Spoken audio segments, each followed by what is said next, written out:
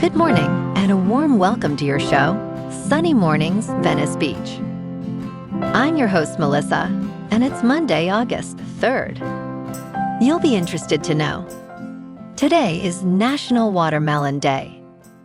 This juicy holiday celebrates a beloved summer treat that traces its roots to Africa and has been enjoyed for thousands of years, sliced with friends and picnics alike. Celebrate by sharing a chilled wedge, making a watermelon salad, or hosting a playful seed-spitting contest to savor sunshine and smiles. So now you know. And now, it's time for the Surf Report. Monday at Venice Beach. This morning it's looking clean with waves around 1 to 2 feet. Conditions stay consistent through the morning with sideshore winds at 3 miles per hour. By noon, expect a slight increase in wind to 8 miles per hour, making the surface a bit choppy. Tide is steady, so no major changes expected in that regard. Best time to ride is at 007 a.m. with the 1 foot low tide when the south-southwest swell is 1 feet at 12 seconds and the sideshore wind is 3 miles per hour. The first low tide on Monday will be 1 foot just after 6:30 a.m., followed by a 5-foot high tide at 1:15. The nearshore buoy at Santa Monica Pier reads 0074 degrees for the water temperature. Conditions remain clean with consistent 2-foot waves on Tuesday, offering a great chance for beginners. Wednesday sees similar size but shifts to fair conditions with some choppy moments in the afternoon. By Thursday, the swell holds steady at 2 feet, maintaining fair conditions throughout the day, but expect choppy surf later as winds pick up. This morning, there's patchy fog, and it feels like 69 degrees with no wind. The sunset will take place at 7:53, and it will rise again tomorrow at 6:07. It looks like we're in for some patchy fog before 11 a.m., then partly sunny skies, and a high near 75 with a light southwest breeze around 8 miles per hour. If you're inland, it will hit a high of 78.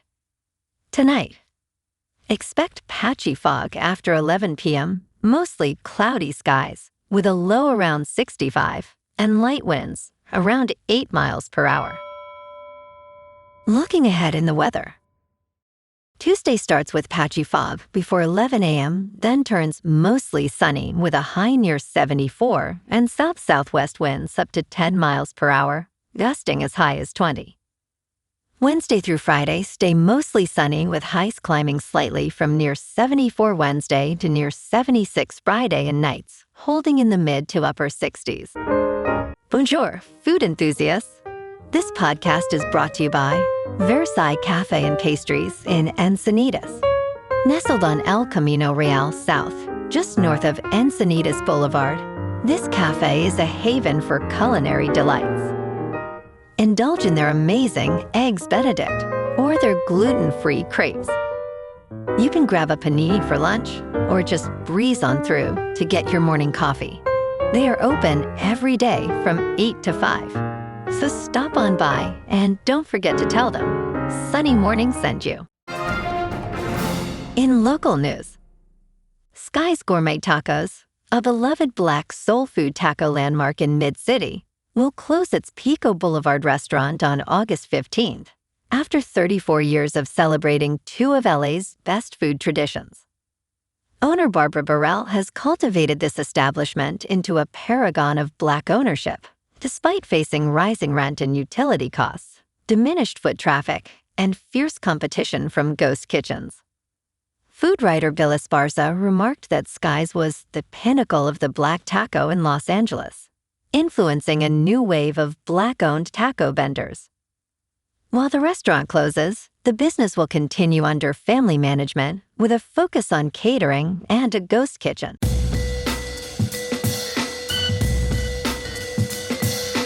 Now on to sports. Najee Marshall, Dallas Mavericks swingman, has become one of the team's key players, and he has reportedly been rewarded for his efforts.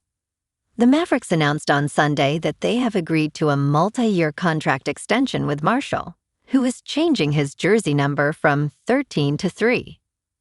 ESPN's Shams Charania reported that Marshall received a fully guaranteed 3-year, $52.2 million deal. Marshall originally joined the Mavericks on a 3-year deal prior to the 2024 to 2025 season.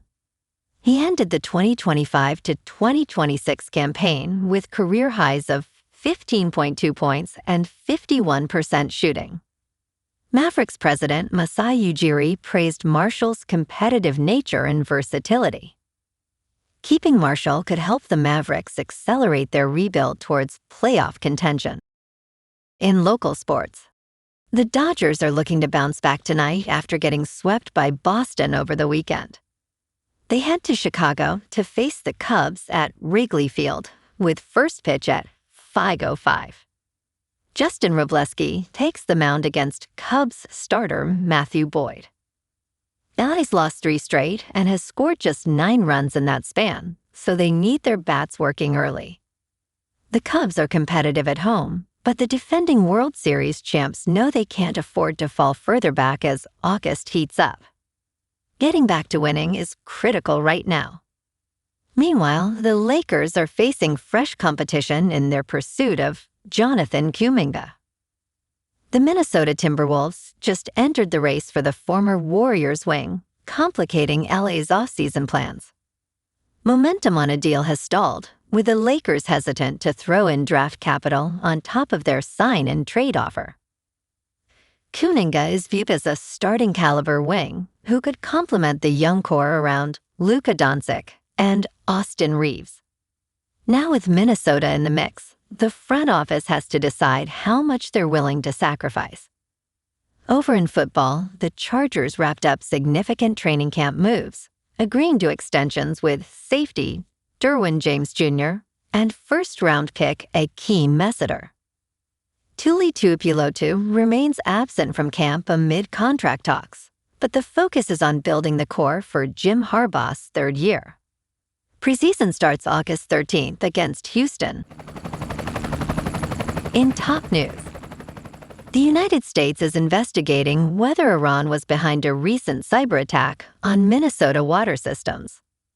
Malicious cyber activity has affected technology at over 30 community water systems across Minnesota, forcing some utilities to switch to manual operations. Investigators are examining if Iranian hackers are responsible, although no definitive attribution has been made yet. Officials confirmed that none of Minnesota's water supply has been compromised. The Cybersecurity and Infrastructure Security Administration has noted a significant increase in cyber threats targeting programmable logic controllers at water utilities. They urge critical infrastructure owners to remove publicly exposed technology from the internet. In business news, China's economy faced a setback as U.S.-bound shipments declined in July, according to the latest survey by China Beige Book. This marks the first decline in several months, based on a survey of 1,436 businesses conducted between July 20th and 28th. In March, exports to the U.S. fell over 26% from the previous year, continuing a trend of double-digit declines since trade tensions escalated in April 2025.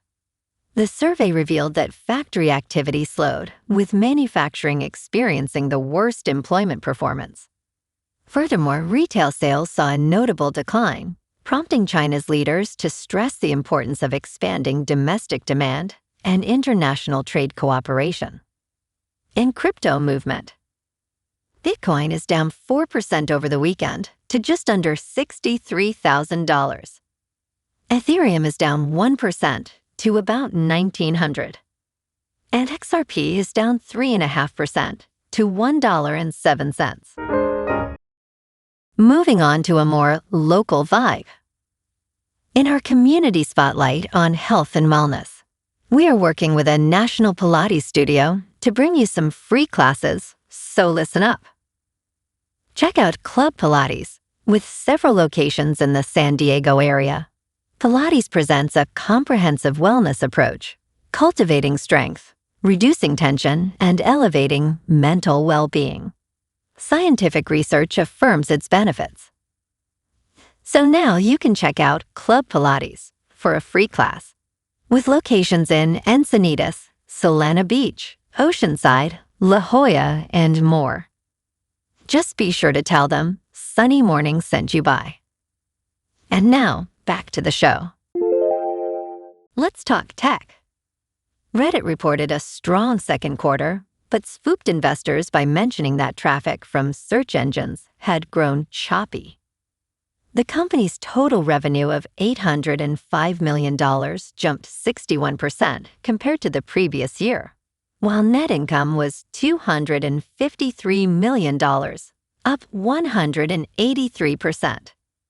Despite beating Wall Street's expectations, the stock slid over 10% in after-hours trading. CEO Steve Huffman warned that search referrals were choppy, adding that AI is changing the search engine landscape, which may impact Reddit's traffic. Analysts aggressively questioned AI's effect on audience growth, highlighting potential user retention challenges. And in entertainment news, The Pit will be back for more medical mysteries and emergencies to solve. HBO renewed the drama series for a third season ahead of Season 2's premiere, which ran from January to April over 15 episodes.